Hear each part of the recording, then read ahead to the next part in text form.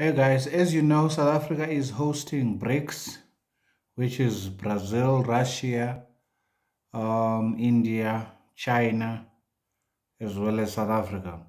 Is hosting BRICS a conference, and in this conference, the presidents of the different countries will be descending into our country.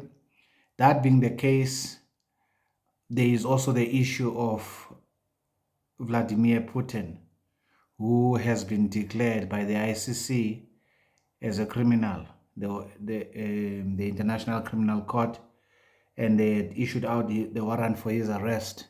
Now, obviously, this puts our country in a predicament. Arresting Putin risks engaging in war with Russia. President Ramaphosa warns on national security. This is rather interesting because in South Africa there is an opposition party called the Democratic Alliance, which has gone to the Supreme Court of the land, the Constitutional Court. So Ramaphosa was responding to that yesterday in his affidavit responding to the DA's court bid to have Russian President Vladimir Putin arrested in line with an International Criminal Court warrant. President Cyril Ramaphosa said South Africa would have problems executing the request to arrest Putin and is aware of the dire implications if the country were to contribute towards his detainment. Now, of course, the DA is pushing its own political agenda. I think it's ill-conceived considering that is jeopardizing the safety of the country and the international relations with a BRICS partner. But nevertheless, that is my view. I'm not necessarily thinking from the ANC point of view. I'm thinking from the South Africa point of view. That South Africa as a country cannot afford to arrest Putin. As Ramaphosa says, that will be like declaring a war, and we are in no position to declare a war with a superpower in the world. South Africa doesn't have one single nuclear weapon. Russia has more nuclear weapons even compared to the United States of America.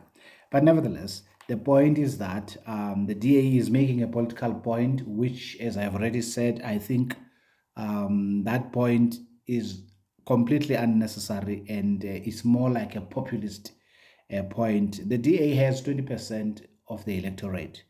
The African National Congress had about 50, and then I think the rest is split amongst the rest of the political parties in the country.